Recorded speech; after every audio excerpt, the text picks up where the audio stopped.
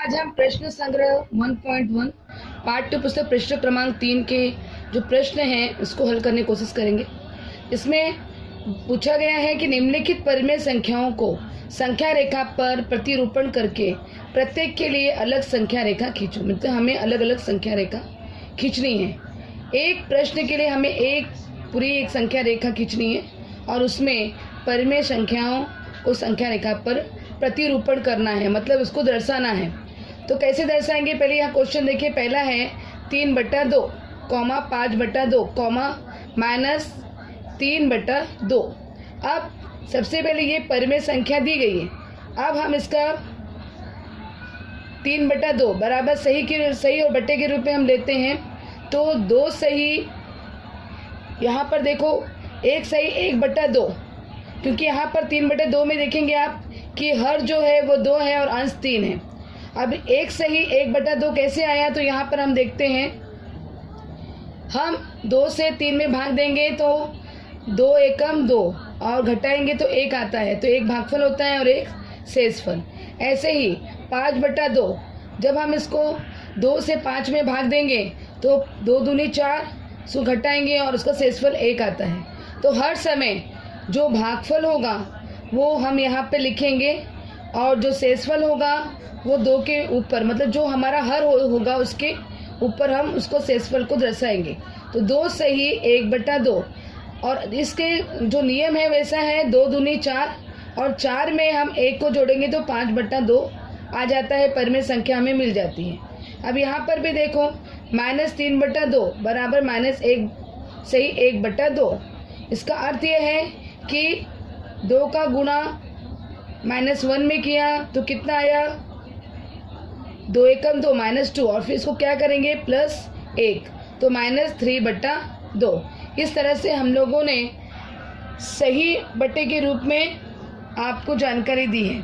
अब यहाँ पर हम देखेंगे कि परिमेय संख्याएं हमें संख्या रेखा पर कैसे दर्शाना है। अब देखें, यहाँ पर आपको नज़र आ रहा है ये O मैंने दर्शाया है और नीचे जो है,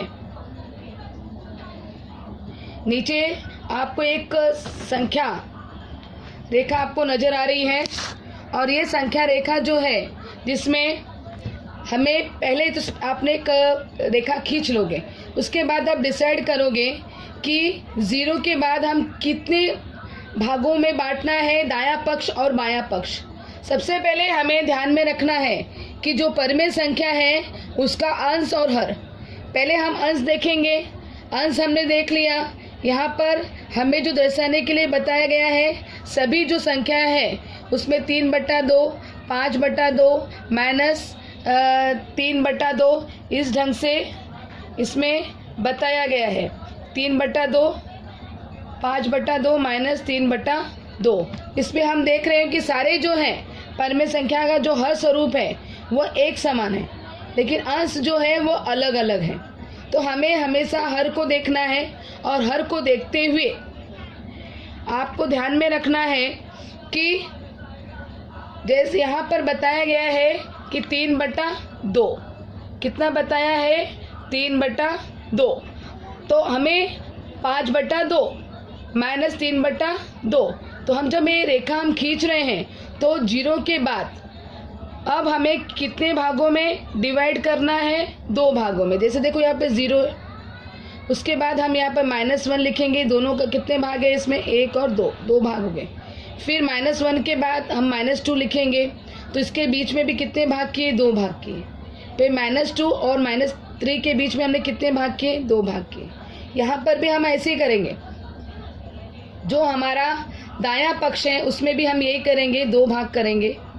यहाँ पर 0 के बाद देखिए 1 आया, लेकिन हमने कितने भाग किए? इसमें 2 भाग किए।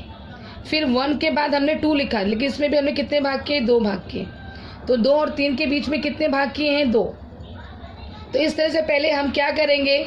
संख्या रेखा खींच लेंगे और उसके बाद अब हमें दर्शाना है जो प्रश्न दिया गया है कि 3/2 5/2 -3/2, ये हमें परिमेय संख्या को इस संख्या रेखा पट्टी पर दर्शाना है, इस संख्या रेखा पर।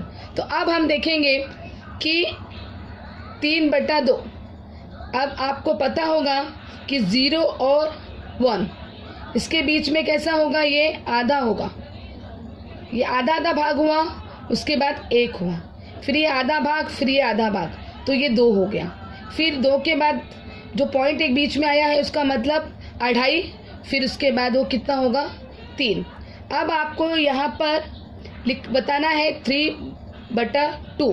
तो ये हम कैसे करेंगे, 0 के बाद हमें पॉइंट को गिनना है, 1 2 3 पॉइंट आ गया, 3 बिंदु आपको गिनना है जो हमने पॉइंट लगाया है। तो इसका मतलब वहाँ पर आपको 3/2 ऐसा लिखना है। क्यों लिखना है 3, क्योंकि आपको अब अंश को देखना है। अंश क्या बता रहा है, 3। तो 3 बता रहा मतलब हमें क्या करना है, 0 के बाद हमें 3 बिंदु जो हमने दर्शाई है तो उस पर हमें ध्यान देना है। 0 के बाद 1 2 3, 3/2, क्योंकि हमने 2 भागों में 0 के से लेकर 1 को हमने कैसे किया है, हाफ हाफ कर दिया है। तो हाफ हाफ कितना हो गया, 1, और हाफ हाफ कितना हो गया, 2, 3/2। इस ढंग से अब देखेंगे आप यहाँ पर 0 के बाद 3 भाग, 1 2 3, तो 3 भाग के अनुसार 3/2 हो गया। अब है दूसरा, हमें पूछा गया है 5/2 को आपको दर्शाना है। तो 5/2 कैसे दर्शाएंगे वो देखिए। हमने 3/2 दर्शाया है, प्रतिरूपण किया है संख्या रेखा पर, वैसे ही हम इसको गिनेंगे। 3 हो गया, 3 के बाद 4 और फिर 4 के बाद 5, 5/2। अब तीसरा जो पूछा गया है -3/2, ये आपको प्रतिरूपण करना है संख्या रेखा पर। तो ये हम कैसा करेंगे, तो 0 के बाद हम वैसे 2 भागों में विभाजित किया है संख्या को। हर में स्थित जो संख्या है 2 समान भाग करेंगे। तो इसमें हमने देखा 0 के बाद हमने 2 भाग किए, उसके -1, फिर 2 भाग किया, फिर -2, फिर 2 भाग किया तो -3। इस तरह से हमने लिखा है। अब हमें -3/2 को दर्शाना है, तो हमें कैसे दर्शाएंगे, वैसे ही लेंगे। 0 के बाद जो पॉइंट्स हैं 1 2 3, तो 3 जहाँ पर आता है उसमें एरो लगाएंगे उसकी तरफ, और -3/2। इस तरह से हम ये संख्या रेखा पर जो परिमेय संख्या है उसको प्रतिरूपण करेंगे। अभी यहाँ पर हमने कुछ लिखा है वो ध्यान से देख लेंगे और समझेंगे। दी गई संख्याओं के हर में से संख्या जो क्या थी, 2 थी, अतः प्रत्येक इकाई के लिए क्या है, 2 समान भाग करेंगे। संख्या -3/2 और 0 की दाईं ओर वाली संख्या जो है 3/2 की समान दूरी पर बाईं ओर स्थित है। दोनों के जो डिस्टेंस है -3/2 और 3/2 प्लस, तो इन दोनों का 0 से जो डिस्टेंस है वो समान है। तो इस तरह से हमें सवाल को हल करना है। और एक और सवाल मैं आपको बताती हूँ, उसके आधार पे आपको ध्यान से देखेंगे। इसमें बताया गया है, एक और सवाल आपको बता देती हूँ और उसके आधार पे आपको और जो प्रश्न हैं वो हल करने हैं। 7/5 -2/5 -4/5 हल किया। 7/5 बराबर 1 सही 2/5, 5 एकम 5 और फिर 5 में 2 को जोड़ा तो कितना हो गया 7/5। इस तरह से संख्या जो है 7/5 शून्य को दाईं ओर 1 के बाद 2/5 की दूरी पर स्थित है। अब देखिए यहाँ पर भी हमें यही करना है। 0 और 1 के बीच में हमें कितने भागों में विभाजित करना है, हर देखना है हर समय। हर्ष के हर कितना है, 5 है। तो ऐसे हमें पॉइंट्स बनाने और बिंदु बनानी है, बिंदु रखनी है संख्या रेखा पर। अब देखो 0 हमने किया, फिर 1 2 3 4 5 में हमें 1 करना है। फिर उसके बाद 2 कैसे लिखेंगे, उसके बीच में वही डिस्टेंस 1 2 3 4 5। ठीक है, ये हो गया हमारा दायां पक्ष। अब बायां पक्ष भी हम देखेंगे, पहले हम संख्या को लिखेंगे। अब देखो यहाँ पर हम बाएं पक्ष की तरफ जा रहे हैं 0 से, तो 1 2 3 4 5 हमने पॉइंट्स लिखे हैं, उसके नीचे -1 करेंगे। फिर हम जाएंगे 1 2 3 4 5, वहाँ पर -2 लिखेंगे।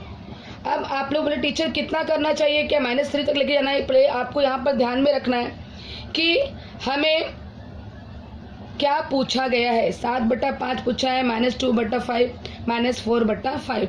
तो हम जितना हो सके, अभी आप देख रहे हो कि 0 के बाद आप इस तरफ जब जा रहे हो दाएं पक्ष की तरफ, तो कितने बिंदु तैयार होते हैं? 4, 4 दूनी 8, 5 होते हैं। इसको लेकर 0 को छोड़ देंगे और 1 को छोड़ दें, इसके बीच में कितने बिंदु तैयार होते हैं? 4 तैयार होते हैं। फिर 1 और 2 के बीच में कितने बिंदु हमने बनाए हैं? 4 बनाए। लेकिन 0 के बाद हमारे पूरे दाएं पक्ष में 10 और बाएं पक्ष में भी 10, इस तरह से पॉइंट हमने बनाए हैं। तो हमें ध्यान में रखना है कि 10 के अंदर ही है तो हमें 2 तक ही जाना है। 0 से दाएं पक्ष में भी 2 ही लिखना है संख्या रेखा, और उसके बाद बाएं पक्ष में भी माइनस जो है -1 और -2 तक ही हमें लिखना है, बड़ी संख्या रेखा नहीं बनानी है। अब देखो पूछा गया है कि 7/5 ये हम कहाँ दर्शाएंगे? तो अब हमें गिनना स्टार्ट करना है 0 के दाएं तरफ। तो 1 2 3 4 5 6 7, अब ये 7 आ गया है तो आपको 7/5 उसके एरो बना के लिखना है। 5 यहाँ पर आप कॉमन देख रहे हो कि सभी में जो परमेय संख्या हमें दर्शानी है, सभी का जो हर जो है वो समान है। हर को ध्यान में रखना है आपको। अब देखिए उसके बाद पूछा है -2/5, -2/5 ये पूछा गया है। तो आपको क्या करना है? -2/5 0 के बाद किस तरफ जाएंगे हम लोग? बाएं पक्ष में। तो 1 2, तो -2/5 इस एरो दिखाकर फिर हमें इसको क्या करना है? -2/5 ऐसे लिख देना है। फिर उसके बाद पूछा है -4/5, फिर हम 2 और आगे बढ़ेंगे। 2 हो गया, 2 के बाद -3 हो जाता है, फिर 4, -4/5 इस तरह एरो बना के हमें कंप्लीट करेंगे। क्योंकि यहाँ पर प्रत्येक इकाई के लिए कितना है? 5 समान भाग किए गए। कितने भाग किए गए हैं? 5 समान भाग। इसी आधार पर आपको ये जो प्रश्न और दिए हैं वो आपको हल करने हैं। आप जिस तरह से मैंने समझाया है उस ढंग से आप अपना ये सवाल हल करें।